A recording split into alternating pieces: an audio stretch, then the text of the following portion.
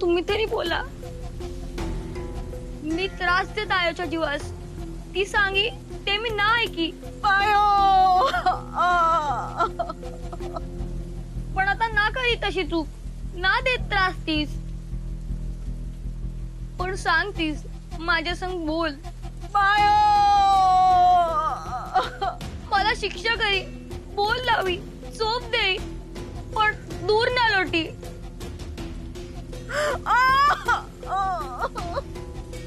आता तुम्ही पण ना बोली. तिवली मायो, तू तरी सांग आयोशी. दद्दा, बदमाशीचे डंख ते आता ना बरी होती बदीस. अंगी ताप असेल हिच्या. तू विस्त वाढव हिच्या उभेच, मग कशी हुडहुडी भरली असेल. मायो, दुखीत घे मायो.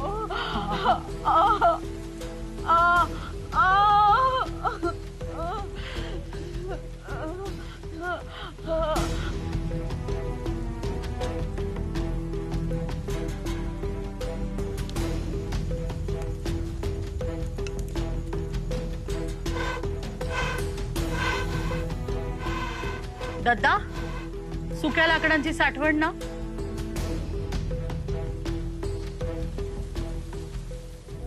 आयोच्या आधी येत हमी. घाबरी ना, तुम्हासी पाऊस ना लागू देत.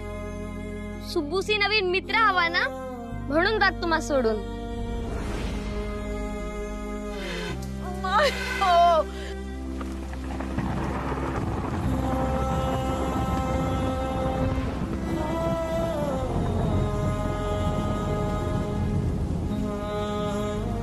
सगळी लाकडं तर भिजून गेली. आता का करीत मी.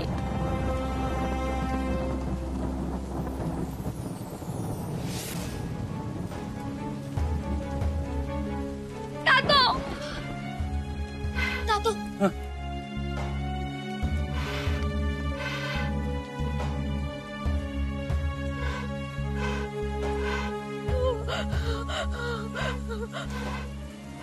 पुरे विस्तव कमी आणि धूरच हुंब. पोर का तू आता सत्तू. पावसाआधी जो तो लाकडा आडोशाला ठेवीत, सारी कामं मायो तातोच करीत. तू धावीत सशा माग. असू दे देवली मायो, पोर लहान असीत. किती दिस रान असीत हे, अथे ज्याचा घास तो मिळवीत. या सत्तूचं नशीब उगवतीचं, म्हणून ज्यासी डोळे ना तरी बघित असा तातो मिळाला. बदमाशीचा डंख आपल्या अंगापर घे याची मायोत. पोरास ना कळीत ना तरी याचं डोकं चालतं सरी सरी ज्या त्या गोष्टीत. हेच ना कळीत. शाल्व सीमेशी जाईत त्या दिवशी सारे, हाच उभा ठाकला सामोरी. ना जा करून आडवीत त्यांची हुंब गोष्टी सांगित होता. आता तुमची भिस्त माझेवर.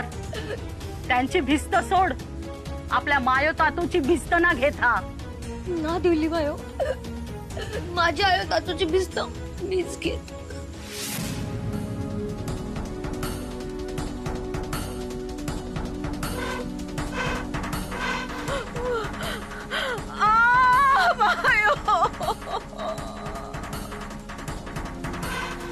पिस्तल तर भिजू येईल आणि बाहेर सुकी काटती सुद्धा ना. आयोची थंडी लागली.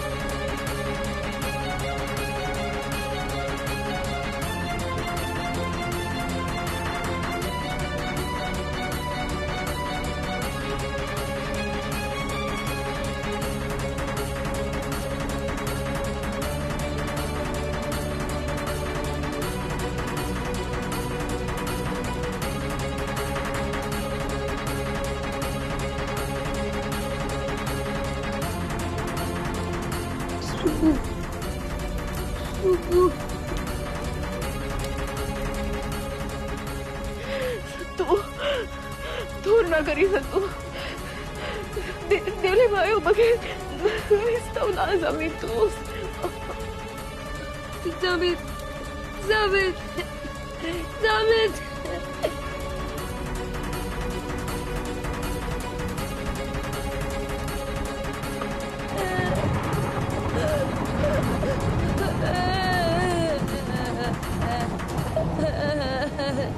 सुबू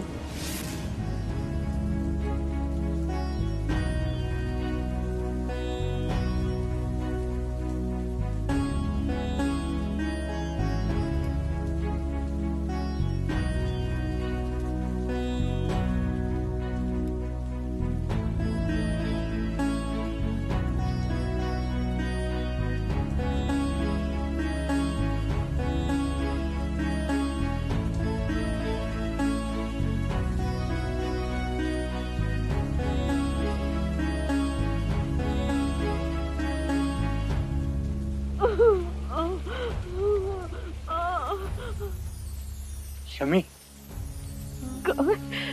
आपला सत्तू आज जाणता झाला चिंता ना करी सुबू सुबू सत्तू सत्तू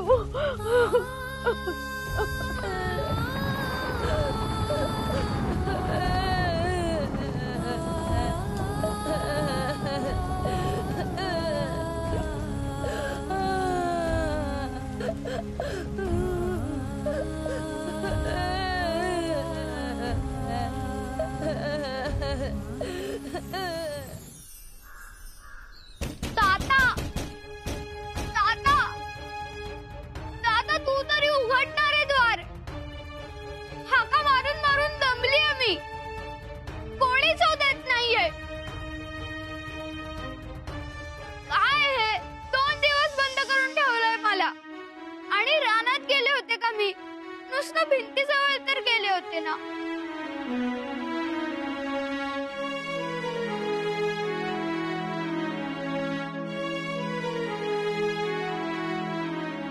कंटाळा आलाय मला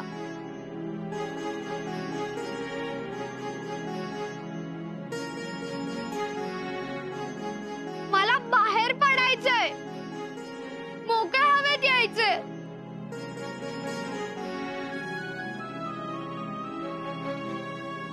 तुमच्या सगळ्यांशी बोलायचंय उघडा ना द्वार कोणीतरी मला माहितीये तुम्ही बाहेरच आहात मी सगळं बोलते ते ऐकताय पण मुद्दाम कोणी उत्तर देत नाहीये तू तर आता स्वतःच्याच जाळ्यात अडकणारच सावित्री माझ्या आणि महाराजांच्या आयुष्यातून आता तू कायमची स्वतःच बाजूला होणारच मग मात्र फक्त माझंच राज्य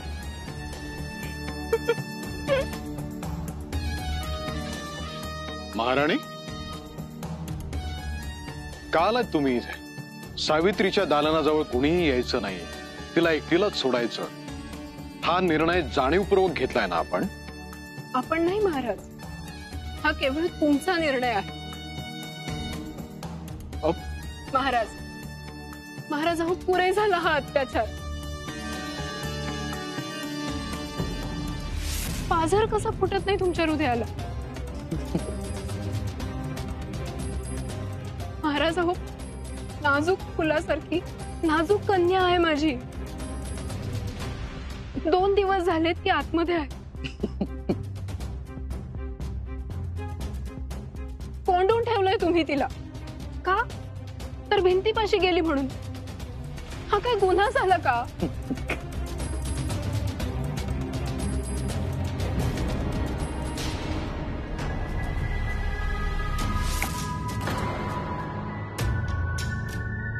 महाराज अहो खूप फुलपाखरू आहे ती वाऱ्यावर बिरबिरावंसं वाटणारच ना तिला नका असं वेसण घालून डांबून ठेव तिला माझं आईचं हृदय तिळतिळ तुटतं माझ्या लेकीसाठी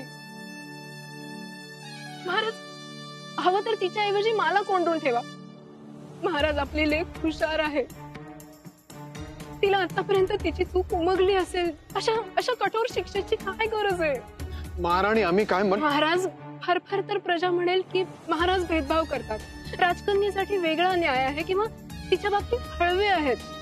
म्हणू दे ना महाराज, एका लहान मुलीला भिंतीपाशी गेली म्हणून इतकी मोठी शिक्षा. मृत्यूदंड थोडीच अपेक्षित करणार आहे प्रजा. उलट प्रजा म्हणेल की महाराज कर्तव्यनिष्ठ असून देखील एक मृदू पिता देखील आहे. महाराज, मी हात जोडते, आत्ताच्या आत्ता माझ्या कन्येला या बंदिवासातून मुक्त करा. आपण स्वतःच्या जीवाला इतका त्रास करून घेऊ नका महाराणी. आपल्या कन्येला शिस्त लावण्याची हीच वेळ आहे.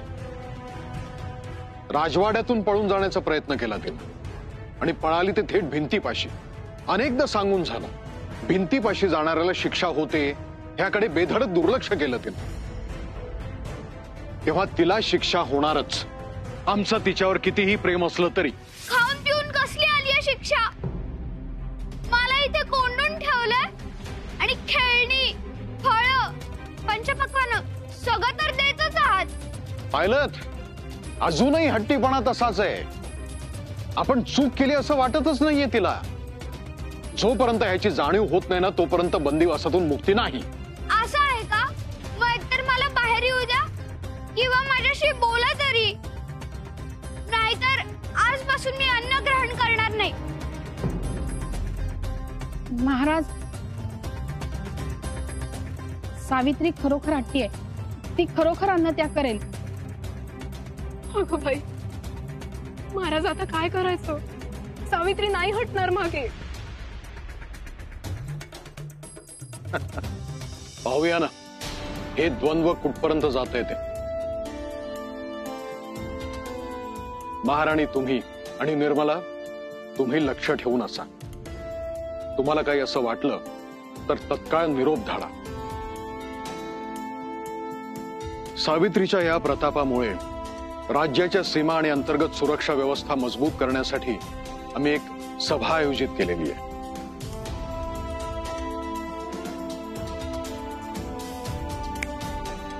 महाराज, महाराज, अहो त्या सभेसाठीच एका नवीन शस्त्राच्या रचनेचा आराखडा घेऊन तुमच्या मागे धावतोय. एक नजर टाका महाराज.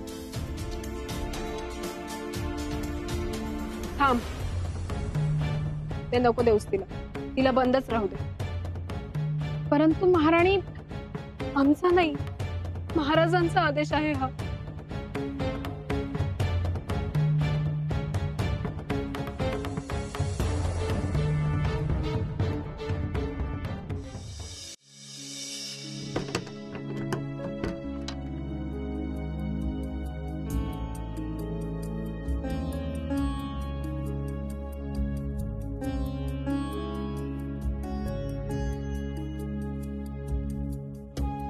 ऐकलंय मी सगळं, अन्नत्याग वगैरे, पण ते काही चालायचं नाही. चल बरं, जेवून घे. काही नको निर्मला मावशी, तू अजिबात लाडी गोडी लावू नको. आता सगळं ऐकतो तुझं माझ्या बाबतीत. मग तू का नाही सांगितलंस त्यांना मला बाहेर काढायला? आता खट्टी तुझ्याशी, पण आता उपाशीच राहणार मी.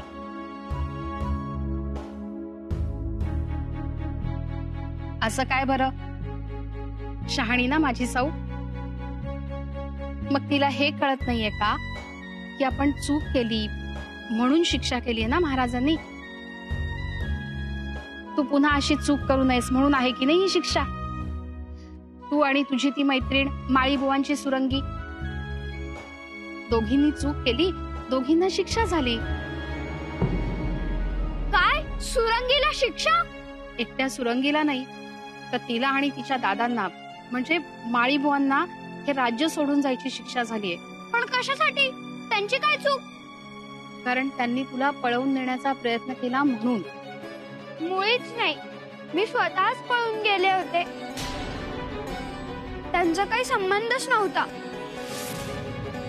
अगं असं कसं म्हणतेस साऊ? ती सुरंगी चक्क तुझ्या दालनात सावित्री म्हणून निजली होती. केवढा मोठा गुन्हा आहे हा माहितीये का? आणि ती माझ्या सांगण्यावरूनच तिथे निजली होती. आणि शेवटी मी राजकन्या आहे ना, मग माझी आज्ञा पाळावीच लागणार तिला. तिची काहीही चूक नाहीये. खरी हुशार आहेस साऊ, बिनतोड युक्तिवाद केलास. पण आता त्याचा काहीच उपयोग नाही बाळा, कारण त्या बाप लेकांना हे राज्य सोडून जायची शिक्षा झाली आणि आजच त्यांना निघावं लागेल. मला त्यांना थांबवावंच लागेल. तात्यांना सांगावंच लागेल की त्यांची काहीही चूक नाहीये. नाही सौ, नाही जाता येणार तुला. चारी बाजूंनी पहारे आहेत ग.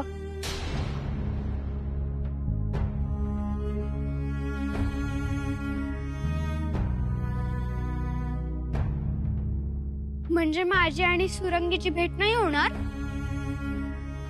नाही होणार ग. नाही, हा अन्याय आहे. मला भेटायचंय त्यांना, थांबवायचंय. जाऊ दे मला. कशी जाणार साऊ? भिंतीकडे जाण्याचा तुझा हट्ट भोवलाय तुला. सगळ्यांच्या नकळत केलंयस तू हे सगळं. चूक तर झालीये ना, मग मला ती चूक सुधारू तरी द्या. कशी सुधारणार? अगं तू कितीही प्रयत्न केलेस तरी या दालनाच्या बाहेर पाऊल नाही टाकता येणार तुला. आणि मी एक दासी आहे साऊ, यापेक्षा जास्त नाही काही करू शकत मी. पण तुला एक काम नक्की करता येईल मावशी. माझी आणि सुरंगीची तर भेट होऊ शकणार नाही, पण तू तर तिला भेटूच शकतेस ना. माझ्यातर्फे त्यांच्या प्रवासासाठी काही फळं घेऊन जाशील ना, आणि माझ्यातर्फे माफी पण मागशील ना. हो, हे करू शकते मी, पण तू नीट जेवलीस तर आणि शहाण्या मुलीसारखी वागलीस तर. पण इथून बाहेर काढा असा हट्ट करू नकोस साऊ. योग्य वेळी महाराज बाहेर काढतीलच तुला. ठीक आहे, मी जेवते नंतर, पण तू आधी फळं घेऊन जा ना त्यांच्यासाठी, ते राज्य सोडून जायच्या आत. हो, जाते मी.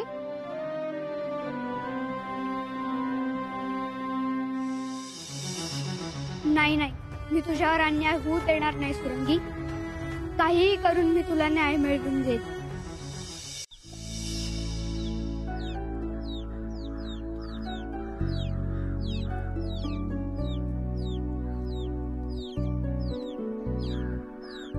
हे सगळं सोडून कुठे जाणार आम्ही? ते घर आहे ना आमचं.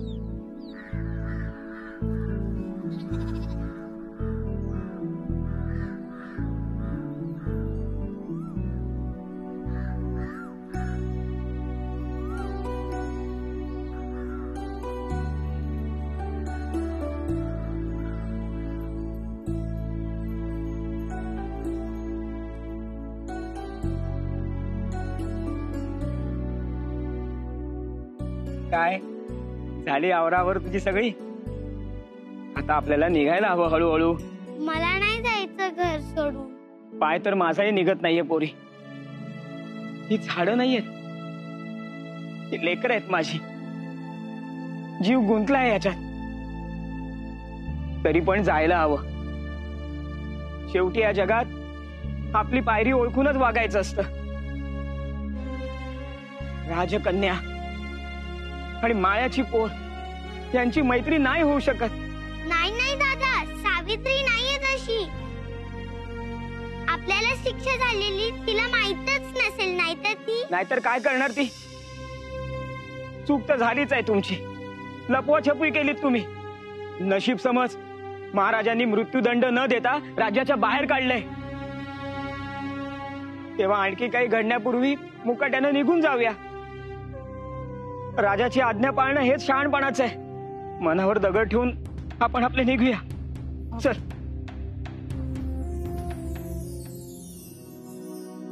मावशी तुम्ही? हो, प्रवासात बरोबर असावीत म्हणून सावित्रीनं फळं पाठवली आहेत. म्हणजे आम्ही कायमची जाणार हे समजले तिला? हो. तरी सुद्धा सावित्री नाही आली मला भेटायला. कशी येणार? तुमच्यासारखीच तिलाही शिक्षा झालीये. तिच्या दालनात बंदी करून ठेवलंय तिला. कडक पहारा आहे. दालनाच्या बाहेर पडूच शकत नाही ती.